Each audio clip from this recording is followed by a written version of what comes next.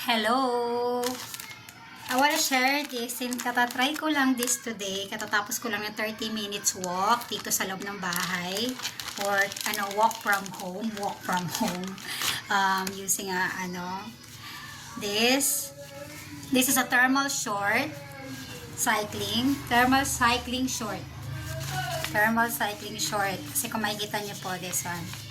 Thermal, usually nakikita natin to do sa mga, diba, yung bag para yung pagkain. Kung mainit man siya, magstay muna siya ng mainit. Or kung malamig naman, magstay siya ng malamig na matagal. Yung mga ganun.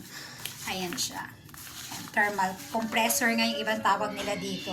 Kasi niko-compress niya yung mga bilbil natin, mga pots natin here. Ayan siya. This is a medium size. Pero yung tinry ko ngayon is large.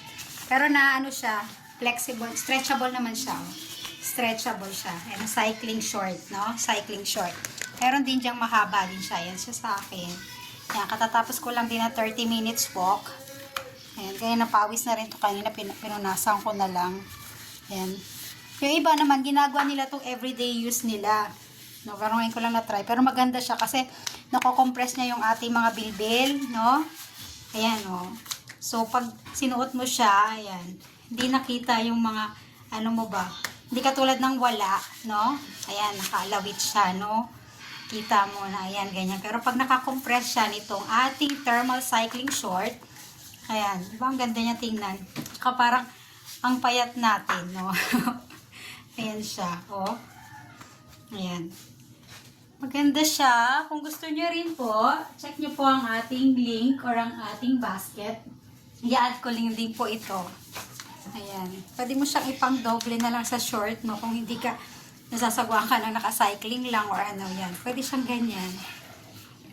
Must try this, no? Kasi parang feeling ko talaga nako-compress yung mga bilbil natin, no? Hindi natin dapat hayaan talagang nakaano lang yung mga bilbil. Dapat nako-compress natin. Nagkakaroon tayo ng masusuot na mako-compress siya. No? Yung parang katulad sa nanganak ka, di ba? Meron tayong ginagamit na para bumalik ulit sa dati yung natin, balat natin or katawan. Try this. Maganda po siya. Oh, so first time kong gumamit nito. Yan. Yan, pawis na nga siya. No? Thermal. Eh, may pawis na talaga din siya. Naramdaman mo talaga yung pawis. Thanks for watching. Must try. Our thermal cycling short. Thermal cycling short. This one!